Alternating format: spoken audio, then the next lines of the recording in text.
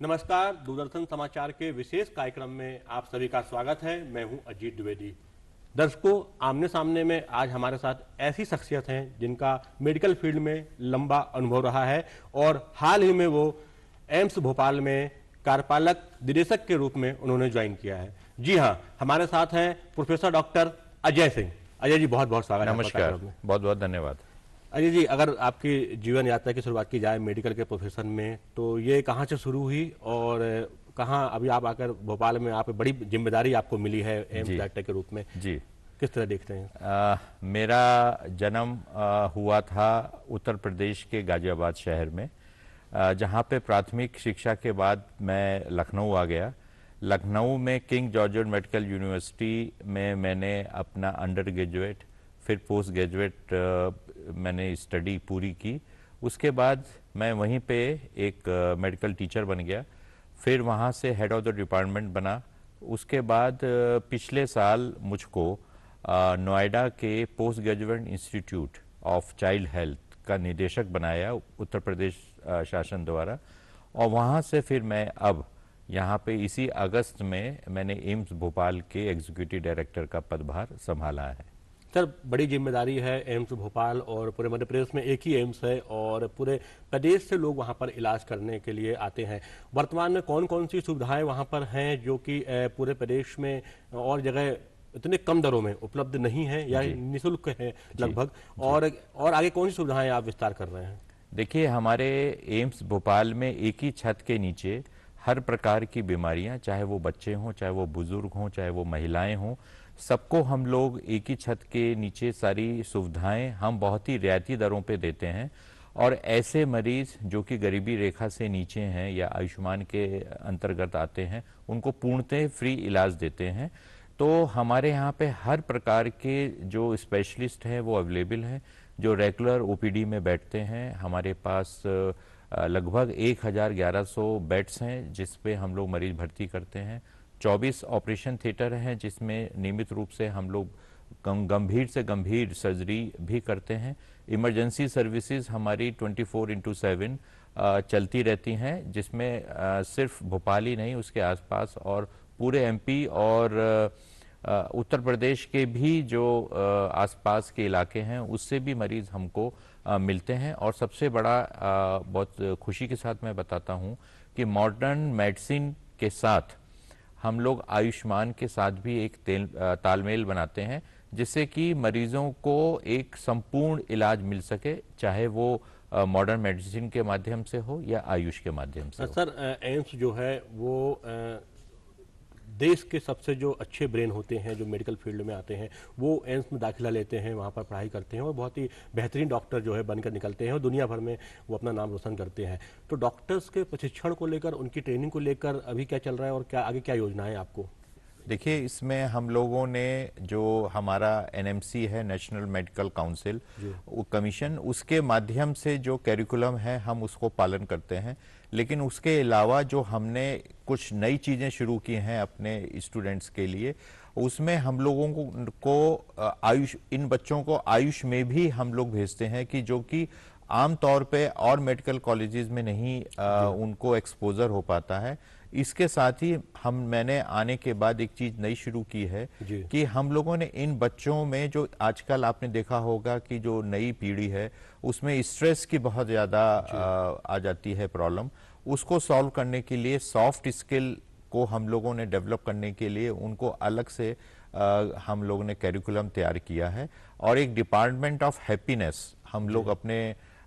AIIMS में शुरू करने के लिए हम लोग कार्य कर रहे हैं, जो कि अपने आप में शायद पहला डिपार्टमेंट होगा किसी भी मेडिकल इंस्टीट्यूशन में। सर, अगर बात करें शिशु रोग विशेषज्ञ जो हैं, आप लंबा अनुभव है आपका और आपने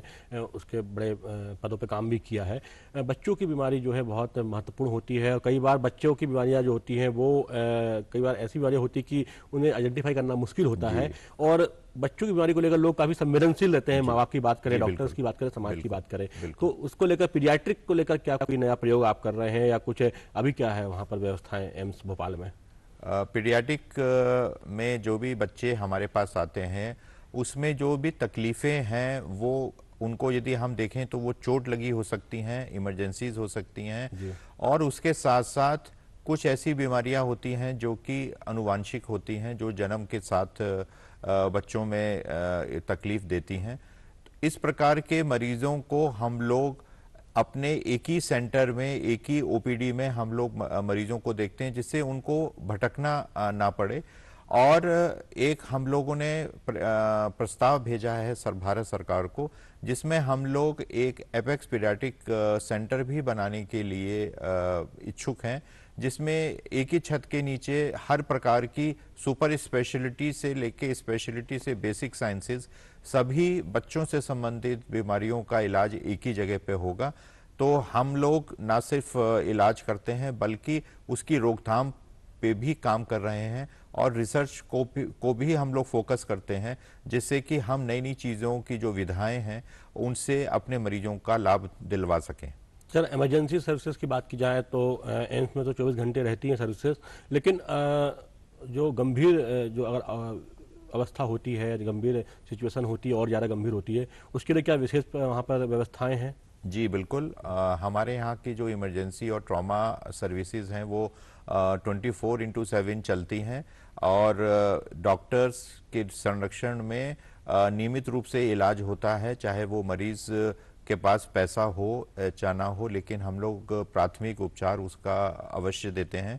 हमने अपनी इमरजेंसी सर्विसेज में 2 भागों में इसको बांटा हुआ है। एक वो मरीज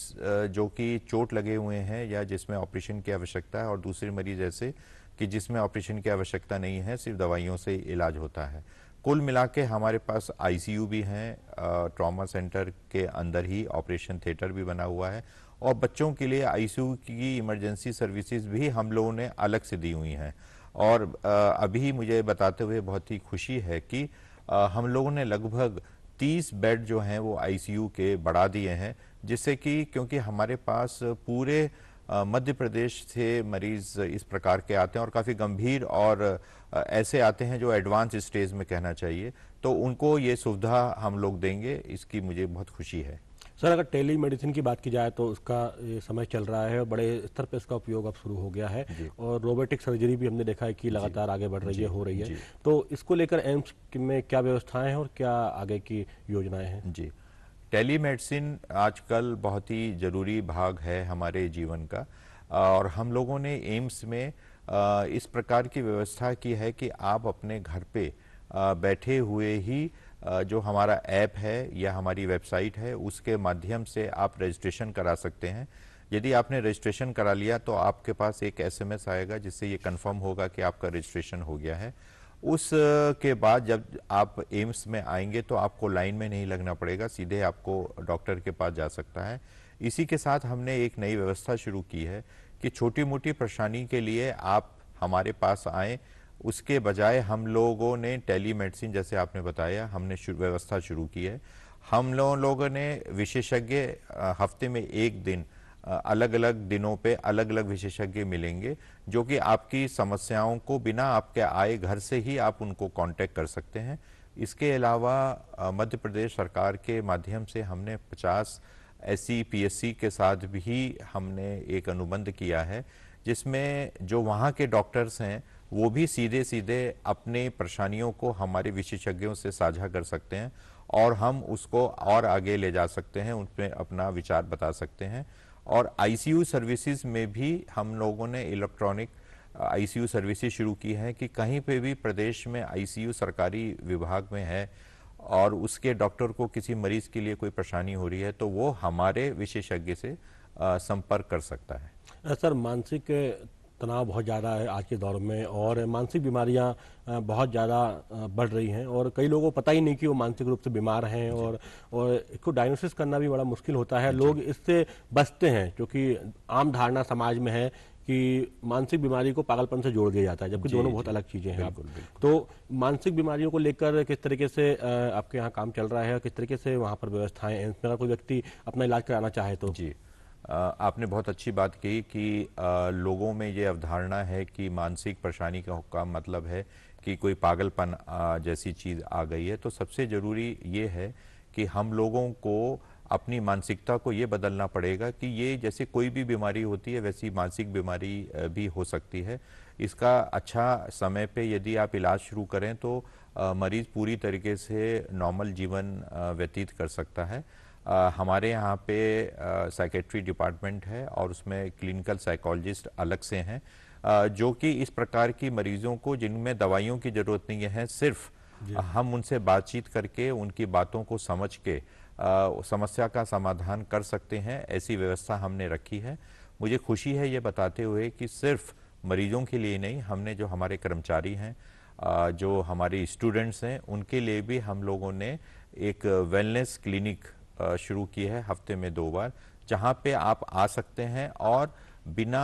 भीड़ भाड़ के आप 1 to 1 आपकी प्राइवेसी को मेंटेन करते हुए हम लोग इस प्रकार की व्यवस्था देते हैं। तो इस प्रकार से हम लोग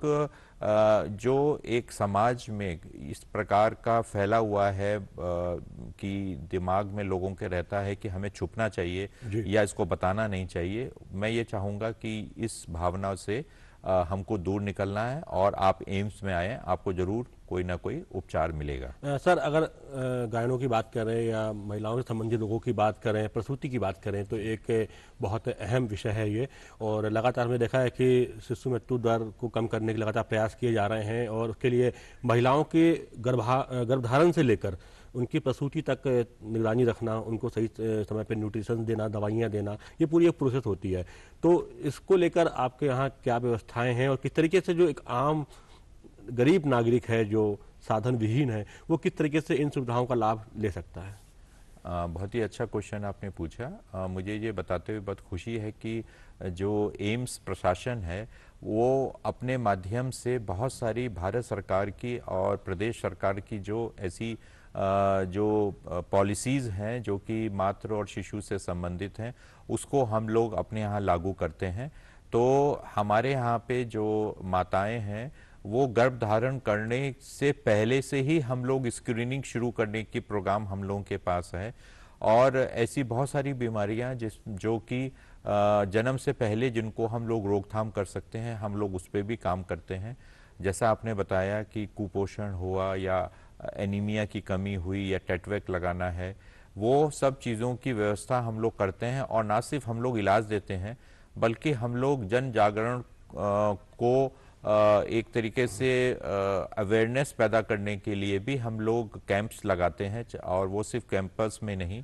हम लोग गांव तक जाते हैं और वहाँ पे हम लोग मरीजों को, जैसे कि गर्भवती व महिलाएं हैं या उनके नवजात शिशुज हैं, उनको हम लोग ये समझाते हैं कि कैसे टीकाकरण करना चाहिए, कब खाना खिलाना चाहिए, कब दूध पिलाना चाहिए, कितना, इस प्रकार की छोटी छोटी बातें, जिससे कि एक स्वस्थ शिशु यदि होगा, उस स्वस्थ शिशु से ही हमारा भारतवर्ष स्वस्थ बनेगा, ऐसी अवधारणा है। सर, एम्स भोपाल जो है एक बहुत बड़ा परिसर है, बहुत सारी सुविधाएं हैं वहाँ पर। उसका एक छोटा सा परिसर और भी उसका एक कह सकते हैं कि एक सब उसका ऑफिस जो है बना हुआ है। क्या ऐसी योजना है भविष्य में कि और जगह पर भी इसको एक्सटेंशन की या इसके जो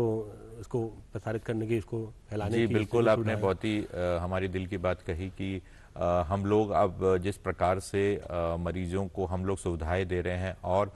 मरीजों को बहुत उम्मीद है एम्स से, उस चीज़ को देखते हुए मैंने आज ही माननीय मुख्यमंत्री जी शिवराज पाटिल साहब से, चौहान साहब से हमने इस चीज़ के लिए एक चिट्ठी लिखी है कि हम लोगों को लगभग 100 एकड़ ज़मीन हमारे एम्स परिसर के आसपास ही दे दिया जाए, जिससे कि हम लोग अपने नए सेंटर्स को शुरू कर सकें और ऐसी सुविधाएं जो पूरे प्रदेश में, क्या पूरे सेंट्रल इंडिया में नहीं है, उनको हम शुरू कर सकें। जैसे कि मैंने आपको पहले भी बताया कि एपेक्स पीडियाट्रिक सेंटर है या गामा नाइफ सेंटर है या पेट स्कैन है, बहुत सारी ऐसी चीज़ें हैं जिनको हम शुरू कर सकते हैं। बिल्कुल सर, एम्स की लोगों से बहुत ज़्यादा उम्मीदें हैं, बहुत ज़्यादा लोगों का विश्वास है, शायद इसलिए एम्स में इतनी बड़ी संख्या में लोग आते हैं इलाज कराने के लिए, बड़ी भीड़ वहाँ पर जुटती है। काफ़ी प्रयास किए जा रहे हैं भीड़ प्रबंधन के, काफ़ी कोशिशें की जा रही हैं, ऑनलाइन भी रजिस्ट्रेशन किए जा रहे हैं, बावजूद उसके भी अभी बहुत ज़्यादा भीड़ वहाँ पर जमा होती है। तो क्या उसके प्रबंधन के लिए कोई योजना है कि व्यक्ति को कम इंतजार करना पड़े? क्योंकि कई बार लोगों की शिकायत रहती है कि कई लोग इस कारण से एम्स जाने में हिचकते हैं कि वहाँ बहुत ज़्यादा भीड़, बहुत ज़्यादा टाइम वहाँ पर लगता है। जरूर। जैसे मैंने आपको बताया कि हम लोग ई कंसल्टेशन भी शुरू किए हैं और डॉक्टर टू डॉक्टर, और जो हमारे मरीज जो कि हमने हमारे यहाँ भर्ती थे और वो चाहें तो वो भी हमसे बिना आए परामर्श ले सकते हैं। इसके साथ हम लोग ने जो हमारी मध्य प्रदेश के जो डॉक्टर्स हैं, सरकारी डॉक्टर्स, उनको भी ट्रेनिंग देने का कार्यक्रम हम लोग एम्स में करते हैं, जिससे कि जो अच्छा और ठीक प्रकार से जो इलाज करने का जो एसओपी है वो हम उनको दे सकें, जिससे कि हर छोटी चीज़ के लिए उनको पीएससी से या सीएससी से या जिला अस्पताल से हमारे पास आने की आवश्यकता ना हो। इसके साथ मैं ये भी आपको बताना चाहता हूँ कि बहुत सारे हम लोगों ने ऐसे क्यूआर कोड्स बहुत हर जगह पे लगाए हैं कि यदि आप आएँ और आपके पास स्मार्टफोन है तो आप उस क्यूआर स्कैन करें और उसे ही सीधे आपका रजिस्ट्रेशन हो जाएगा, आपको लाइन में नहीं लगनी पड़ेगी। और लाइन में भी हम लोगों ने महिलाओं के लिए, गर्भवती महिलाओं के लिए, बुजुर्गों के लिए, विकलांगों के लिए अलग अलग काउंटर बनाए हैं, जिससे कि उनको परेशानी कम से कम हो। जी सर, एम्स जो है आपने बताया कि तमाम तरह के विस्तार की भी बात चल रही है आपकी, और तमाम जो सुविधाएं वहाँ पर जुटाई जा रही हैं। अगर हम बात करें कि एक व्यक्ति जो है वो एम्स में जाता है तो पूरी जो प्रोसेस होती है, इमरजेंसी की बात हम छोड़ दें, अगर व्यक्ति इलाज कराने जाता है, मान लीजिए ओपीडी में जा रहा है, तो क्या पूरी प्रक्रिया होती है और कितना आसान है वहाँ पर जाकर इलाज कराना, तो बताइए हमारे जैसे मैंने बताया कि आप यदि अपने घर से ही रजिस्ट्रेशन करा लें तो आपको लाइन पे, काउंटर पे नहीं जाना पड़ेगा, आप सीधे उस डॉक्टर से मिल सकते हैं। यदि आप लाइन में नहीं लगना चाहते, आप क्यूआर कोड जो है उसको स्कैन कर लें अपने मोबाइल से, तब भी आपका रजिस्ट्रेशन हो जाएगा और आप सीधे डॉक्टर के पास जा सकते हैं। डॉक्टर के पास जाने के बाद आपको एक टोकन दिया जाता है, जिस टोकन के माध्यम से आपको पता होता है कि आपका नंबर आधे घंटे बाद या 1 घंटे बाद जैसा भी है। और ये एक ऐसे इंस्ट्रक्शन हम लोगों ने दिए हैं कि जब तक कि सारे मरीजों को देख ना लिया जाए तब तक डॉक्टर अपनी ड्यूटी को ख़त्म नहीं समझते हैं और हम लोग उसको देख के ही जाते हैं। इसी प्रकार से हमने जो हमारी लैब जैसे जाँचें हैं, चाहे वो एक्सरे वगैरह हो, चाहे वो खून की जाँच हो, उन सब के लिए भी हम लोगों ने काउंटर की संख्या बढ़ा दी है। तो जब हम लोगों ने काउंटर की संख्या जो बढ़ाई है उसके लिए, उसकी वजह से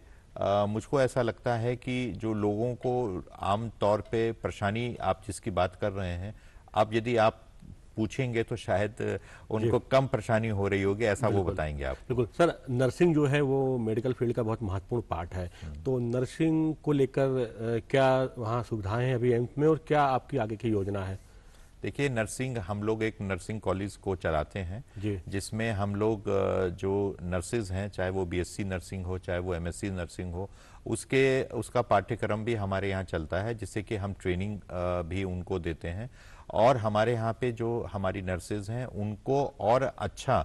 आगे हम लोग उनकी ट्रेनिंग कर सकें, उसके लिए हम लोग उनको बाहर भी भेजते हैं और उनको समय समय पे हम इस प्रकार की आयोजन करते हैं कार्यक्रम का, कि हम उनको समझा सकें कि किस प्रकार से जो मरीज है, परेशानी में है, उसको हम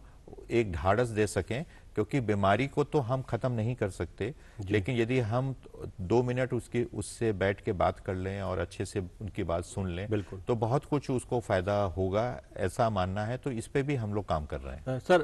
अगर हम बात करें तो जो वर्तमान समय में जिस तरीके से जो संस्थान है बड़े बड़े, खासतौर पे एम्स जैसे संस्थानों का तो बड़ा दायित्व है रिसर्च के क्षेत्र में, शोध जो है लगातार किए जाते हैं लगातार, क्योंकि रिसर्च जो है वो ज्ञान का प्रसार का एक माध्यम है, ज्ञान को प्राप्त करने का एक माध्यम है, उसके एक्सपेंशन का एक माध्यम है। तो किस तरीके से रिसर्च पे काम चल रहा है, कौन कौन सी रिसर्च अभी चल रही है या आगे मतलब क्या योगदान, क्योंकि हमने देखा कोविड में काफी अच्छा कैंप ने कई बहुत अच्छी रिसर्च करी उस पर। जी।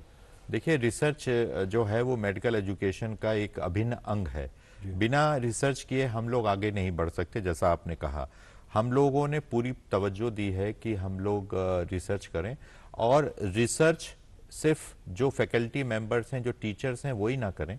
बल्कि ये जो है हम लोग जिस समय मेडिकल एजुकेशन में जो हमारे अंडर ग्रेजुएट स्टूडेंट्स हैं उनमें तभी से ये रिसर्च का कल्चर डेवलप हो, उसके लिए हम लोगों ने एक नई प्रणाली शुरू की है जिसमें हम लोग उनके रिसर्च के जो प्रोजेक्ट्स होते हैं उसको हम लोग अपने ही संसाधनों से स्पॉन्सर करते हैं, जिससे कि उनको वो सीख सकें कि कैसे रिसर्च करनी है। हमें बहुत खुशी है कि हमारे यहाँ पे लगभग 140 से ऊपर ऐसे रिसर्च प्रोजेक्ट चल रहे हैं कि जो अंतर्राष्ट्रीय और राष्ट्रीय स्तर के हैं, और उसमें हमको कई करोड़ों का जो है वो हम लोगों को स्पॉन्सरशिप मिली है बहुत ही कॉम्पिटिटिव तरीके से। तो रिसर्च हम लोग बहुत आगे बढ़ रहे हैं, और एक डिपार्टमेंट ऑफ ट्रांसलेशन मेडिसिन भी हम लोगों के यहाँ डेवलप हो गया है, जिसके माध्यम से हम लोग नई नई ऐसी चीज़ों को डेवलप करने की कोशिश कर रहे हैं जिसमें हमको समय से पहले ही ये पता लग जाए कि कौन से ऐसे मरीज हैं जिनमें कि कोई बीमारी हो सकती है, जिससे रोकथाम पे भी हम लोग काम करें। सर, हाल ही में मेडिकल की पढ़ाई हिंदी में शुरू की गई है। मध्य प्रदेश से इसकी शुरुआत हुई है, केंद्रीय गृह मंत्री अमित शाह ने इसकी शुरुआत की है, और 3 किताबें जो है उनको हिंदी में लॉन्च किया गया है, उनका लोकार्पण किया गया है। और खबरें आ रही हैं कि कई इलाकों में डॉक्टर्स ने हिंदी में प्रिस्क्रिप्शन लिखना शुरू कर दिया है, जिससे कि जो आम लोगों को सहायता हो, आसानी हो और हिंदी को भी बढ़ावा मिले। इसको आप किस तरह देख रहे हैं? मेरा ये मानना है कि बहुत ही क्रांतिकारी कदम है